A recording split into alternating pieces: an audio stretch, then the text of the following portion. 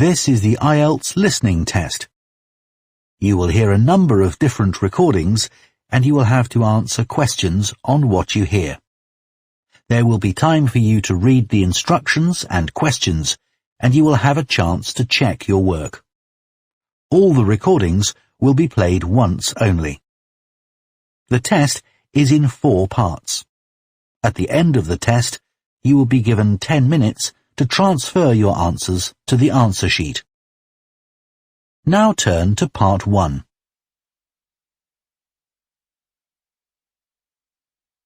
Part 1.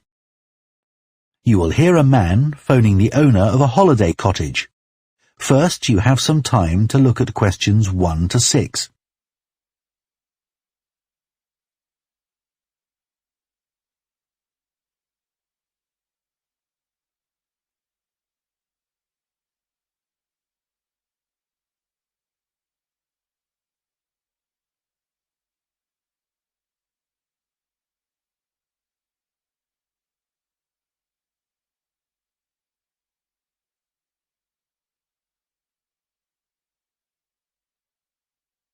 Now listen carefully and answer questions 1 to 6. Hello? Oh, hello. I was hoping to speak to Jack Fitzgerald about renting a cottage. I'm his wife Shirley and we own the cottages together, so I'm sure I can help you. Great. My name's Tom. Some friends of ours rented Granary Cottage from you last year and they thought it was great. So my wife and I are hoping to come in May for a week. What date did you have in mind? The week beginning the 14th, if possible. I'll just check. I'm sorry, Tom, it's already booked that week. It's free the week beginning the 28th, though, for 7 nights. In fact, that's the only time you could have it in May. Oh, well, we could manage that, I think. We'd just need to change a couple of things. How much would it cost? That's the beginning of high season, so it'd be £550 for the week. Ah, that's a bit more than we wanted to pay, I'm afraid. We've budgeted up to £500 for accommodation. Well, we've just finished converting another building into a cottage, which we're calling Cherville Cottage. Sorry, what was that again? Cherville. C-H-E-R-V for Victor, I-L. Oh, that's a herb, isn't it? That's right. It grows fairly wild around here. You could have that for the week you want for £480. Okay, so could you tell me something about it, please? Of course. The building was built as a garage. It's a little smaller than Granary Cottage. So that must sleep 2 people as well? That's right. There's a double bedroom. Does it have a garden? Yes, you get to it from the living room through French doors, and we provide 2 deck chairs. We hope to build a patio in the near future, but I wouldn't like to guarantee it'll be finished by May. Okay.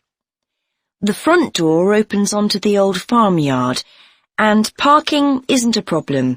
There's plenty of room at the front for that. There are some trees and potted plants there.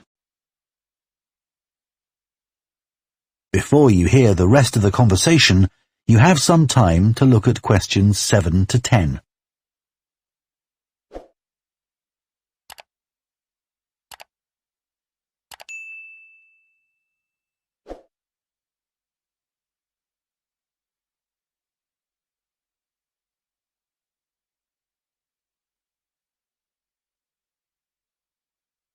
Now listen and answer questions 7 to 10. What about facilities in the cottage? It has standard things like a cooker and fridge, I presume. In the kitchen area, there's a fridge freezer, and we've just put in an electric cooker. Is there a washing machine? Yes. There's also a TV in the living room, which plays DVDs too. The bathroom is too small for a bath, so there's a shower instead. I think a lot of people prefer that nowadays anyway. It's more environmentally friendly, isn't it? Unless you spend half the day in it. Exactly. What about heating? It sometimes gets quite cool at that time of year. There's central heating, and if you want to light a fire, there's a stove. We can provide all the wood you need for it. It smells so much nicer than coal, and it makes the room very cosy. We've got one in our own house. That sounds very pleasant. Perhaps we should come in the winter to make the most of it. Yes, we find we don't want to go out when we've got the fire burning. There are some attractive views from the cottage which I haven't mentioned. There's a famous stone bridge. It's one of the oldest in the region, and you can see it from the living room. It isn't far away. The bedroom window looks in the opposite direction and has a lovely view of the hills and the monument at the top. Well, that all sounds perfect. I'd like to book it, please. Would you want a deposit? Yes, we ask for 30% to secure your booking, so that'll be £144. And when would you like the rest of the money? You're coming in May, so the last day of March, please. Fine. Excellent. Could I just take your details so that I can... That is the end of part 1. You now have half a minute to check your answers to part 1.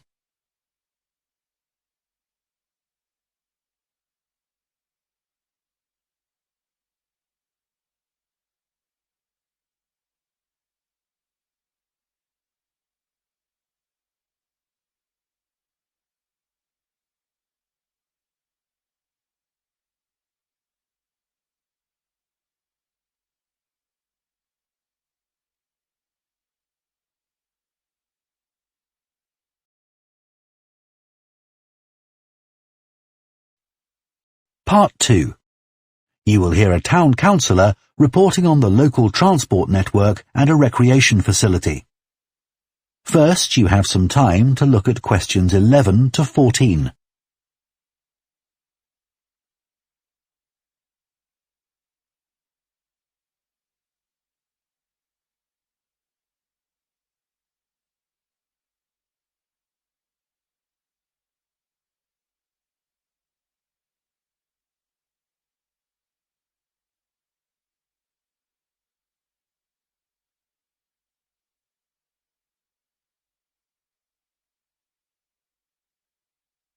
Now listen carefully and answer questions 11 to 14. Right, next on the agenda we have traffic and highways. Councillor Thornton. Thank you. Well, we now have the results of the survey carried out last month about traffic and road transport in the town. People were generally satisfied with the state of the roads. There were 1 or 2 complaints about potholes, which will be addressed, but a significant number of people complained about the increasing number of heavy vehicles using our local roads to avoid traffic elsewhere. We'd expected more complaints by commuters about the reduction in the train service, but it doesn't seem to have affected people too much. The cycle path that runs alongside the river is very well used by both cyclists and pedestrians since the surface was improved last year, but overtaking can be a problem, so we're going to add a bit on the side to make it wider. At some stage, we'd like to extend the path so that it goes all the way through the town, but that won't be happening in the immediate future. The plans to have a pedestrian crossing next to the post office have unfortunately had to be put on hold for the time being. We'd budgeted for this to be done this financial year, but then there were rumours that the post office was going to move, which would have meant there wasn't really a need for a crossing. Now they've confirmed that they're staying where they are, but the Highways Department have told us that it would be dangerous to have a pedestrian crossing where we'd originally planned it, as there's a bend in the road there, so that'll need some more thought. On Station Road, near the station and level crossing, drivers can face quite long waits if the level crossing's closed, and we've now got signs up requesting them not to leave their engines running at that time. This means pedestrians waiting on the pavement to cross the railway line don't have to breathe in car fumes. We've had some problems with cyclists leaving their bikes chained to the railings outside the ticket office, but the station has agreed to provide bike racks there. Before you hear the rest of the talk, you have some time to look at questions 15 to 20.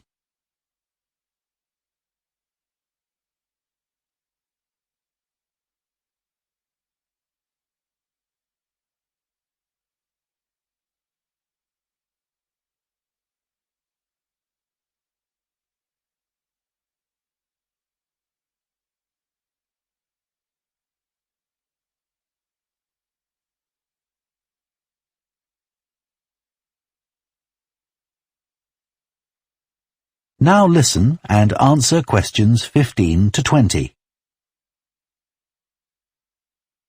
So next on the agenda is proposals for improvements to the recreation ground.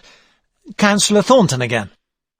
Well, since we managed to extend the recreation ground, we've spent some time talking to local people about how it could be made a more attractive and useful space. If you have a look at the map up on the screen, you can see the river up in the north and the community hall near the entrance from the road. At present, cars can park between the community hall and that line of trees to the east, but this is quite dangerous for pedestrians, so we're suggesting a new car park on the opposite side of the community hall, right next to it. We also have a new location for the cricket pitch. As we've now purchased additional space to the east of the recreation ground, beyond the trees, we plan to move it away from its current location, which is rather near the road, into this new area beyond the line of trees. This means there's less danger of stray balls hitting cars or pedestrians. We've got plans for a children's playground, which will be accessible by a footpath from the community hall and will be alongside the river. We'd originally thought of having it close to the road, but we think this will be a more attractive location. The skateboard ramp is very popular with both younger and older children. We had considered moving this up towards the river, but in the end we decided to have it in the southeast corner near the road. The pavilion is very well used at present by both football players and cricketers. It will stay where it is now, to the left of the line of trees and near to the river, handy for both the football and cricket pitches. And finally, we'll be getting a new notice board for local information, and that will be directly on people's right as they go from the road into the recreation ground. That is the end of part 2. You now have half a minute to check your answers to part 2.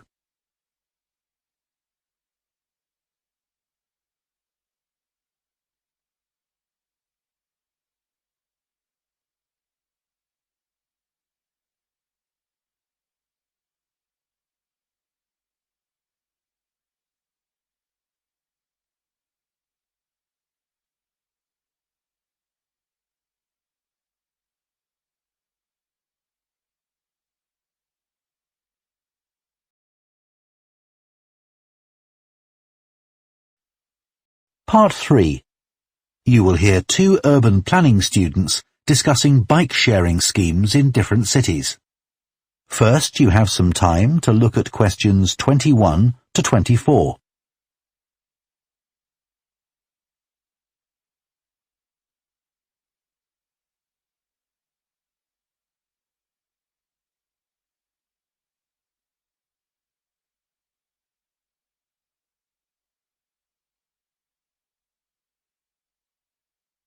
Now listen carefully and answer questions 21 to 24. Now that we've done all the research into bike-sharing schemes in cities around the world, we need to think about how we're going to organise our report. Right. I think we should start by talking about the benefits. I mean, it's great that so many cities have introduced these schemes where anyone can pick up a bike from dozens of different locations and hire it for a few hours. It makes riding a bike very convenient for people. Yes, but the costs can add up, and that puts people on low incomes off in some places. I suppose so. But if it means more people in general are cycling rather than driving, then because they're increasing the amount of physical activity they do, it's good for their health. OK, but isn't that of less importance? I mean, doesn't the impact of reduced emissions on air pollution have a more significant effect on people's health? Certainly in some cities, bike sharing has made a big contribution to that, and also helped to cut the number of cars on the road significantly. Which is the main point. Exactly. But I'd say it's had less of an impact on noise pollution because there are still loads of buses and lorries around. Right. Shall we quickly discuss the recommendations we're going to make? In order to ensure bike-sharing schemes are successful? Yes. OK. Well, while I think it's nice to have really state-of-the-art bikes with things like GPS, I wouldn't say they're absolutely necessary. But some technical things are really important, like a fully functional app, so people can make payments and book bikes easily. Places which haven't invested in that have really struggled. Good point. Some people say there shouldn't be competing companies offering separate bike-sharing schemes, but in some really big cities, competition's beneficial. And anyway, one company might not be able to manage the whole thing. Right. Deciding how much to invest is a big question. Cities which have opened loads of new bike lanes at the same time as introducing bike-sharing schemes have generally been more successful. But there are examples of successful schemes where this hasn't happened. What does matter, though, is having a big publicity campaign. Definitely. If people don't know how to use the scheme, or don't understand its benefits, they won't use it. People need a lot of persuasion to stop using their cars. Before you hear the rest of the discussion, you have some time to look at questions 25 to 30.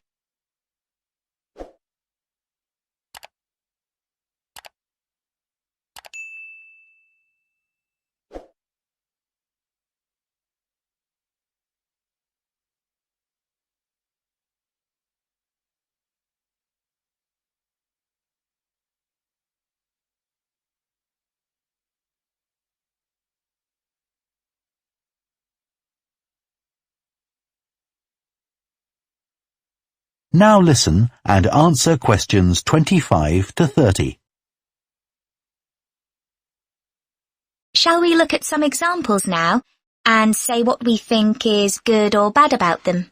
I suppose we should start with Amsterdam, as this was one of the first cities to have a bike-sharing scheme. Yes, there was already a strong culture of cycling here.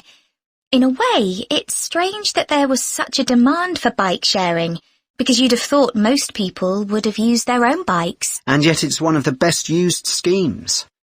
Dublin's an interesting example of a success story. It must be because the public transport system's quite limited. Not really. There's no underground, but there are trams and a good bus network. I'd say price has a lot to do with it.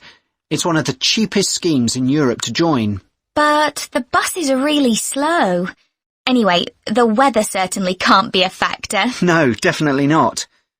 The London scheme's been quite successful. Yes, it's been a really good thing for the city.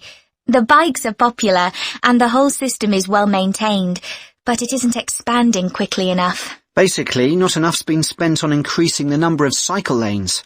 Hopefully that'll change. Yes. Now, what about outside Europe? Well, bike-sharing schemes have taken off in places like Buenos Aires. They built a huge network of cycle lanes to support the introduction of the scheme there, didn't they? It attracted huge numbers of cyclists where previously there were hardly any. An example of good planning. Absolutely. New York is a good example of how not to introduce a scheme.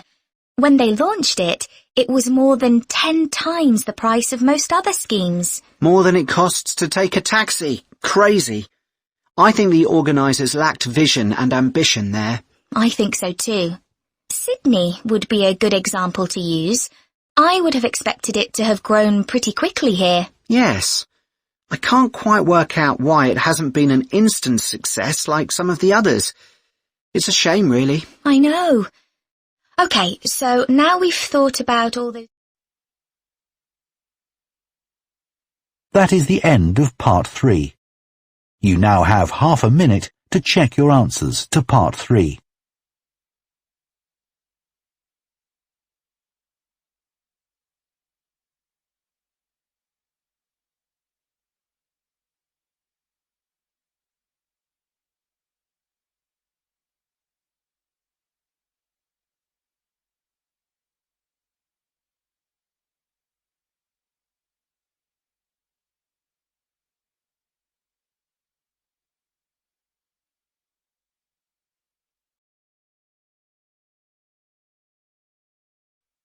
Part 4.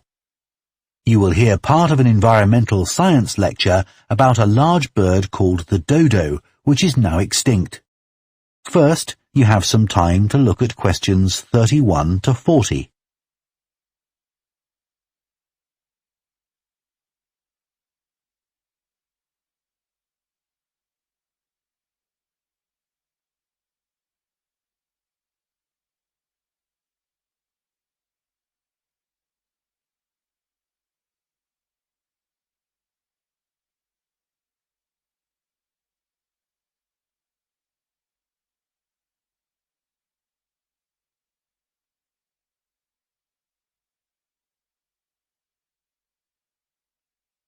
Now listen carefully and answer questions 31 to 40.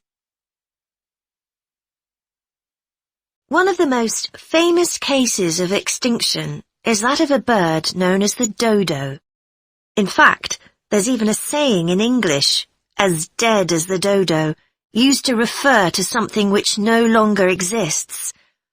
But for many centuries, the dodo was alive and well, although it could only be found in one place, the island of Mauritius in the Indian Ocean.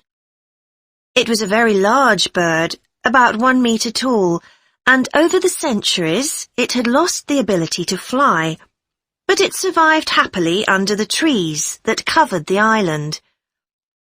Then, in the year 1507, the first Portuguese ships stopped at the island.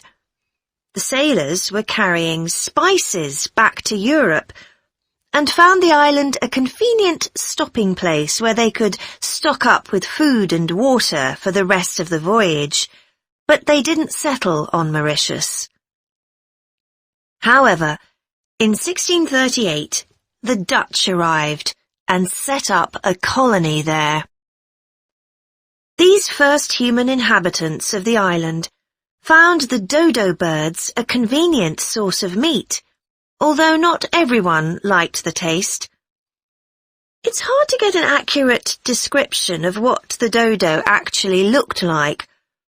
We do have some written records from sailors and a few pictures, but we don't know how reliable these are. The best-known picture is a Dutch painting in which the bird appears to be extremely fat, but this may not be accurate.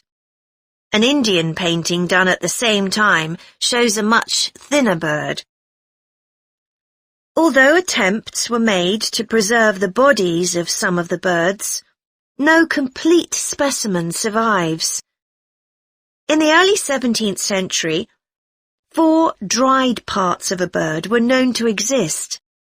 Of these, 3 have disappeared, so only one example of soft tissue from the dodo survives, a dodo head. Bones have also been found, but there's only one complete skeleton in existence. This single dodo skeleton has recently been the subject of scientific research, which suggests that many of the earlier beliefs about dodos may have been incorrect. For example, early accounts of the birds mention how slow and clumsy it was, but scientists now believe the bird's strong knee joints would have made it capable of movement which was not slow, but actually quite fast. In fact, one 17th century sailor wrote that he found the birds hard to catch. It's true that the dodo's small wings wouldn't have allowed it to leave the ground, But the scientists suggest that these were probably employed for balance while going over uneven ground. Another group of scientists carried out analysis of the dodo's skull. They found that the reports of the lack of intelligence of the dodo were not borne out by their research, which suggested the bird's brain was not small, but average in size. In fact, in relation to its body size, it was similar to that of the pigeon, which is known to be a highly intelligent bird. The researchers also found that the structure of the bird's skull suggested that one sense which was particularly well developed was that of smell. So the dodo may also have been particularly good at locating ripe fruit and other food in the island's thick vegetation.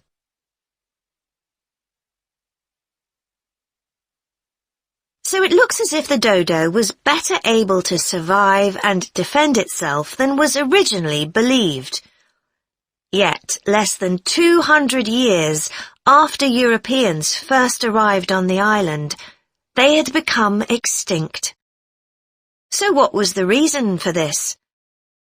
For a long time it was believed that the dodos were hunted to extinction, but scientists now believe the situation was more complicated than this.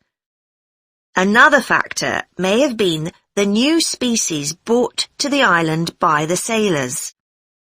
These included dogs, which would have been a threat to the dodos, and also monkeys, which ate the fruit that was the main part of the dodo's diet. These were brought to the island deliberately. But the ships also brought another type of creature, rats, which came to land from the ships and rapidly overran the island. These upset the ecology of the island, not just the dodos, but other species too. However, they were a particular danger to the dodos because they consumed their eggs. And since each dodo only laid one at a time, this probably had a devastating effect on populations. However, we now think that probably the main cause of the bird's extinction was not the introduction of non-native species, but the introduction of agriculture. This meant that the forest that had once covered all the island and that had provided a perfect home for the dodo was cut down so that crops such as sugar could be grown. So, although the dodo had survived for thousands of years, suddenly it was gone. That is the end of Part 4. You now have 1 minute to check your answers to Part 4.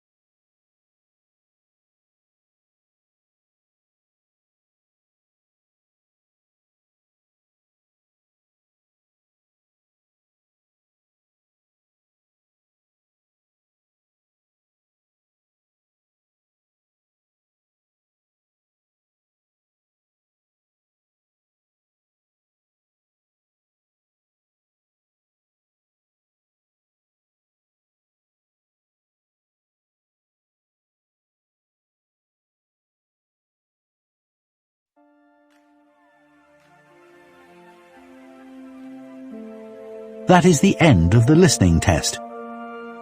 In the IELTS test, you would now have 10 minutes to transfer your answers to the answer sheet.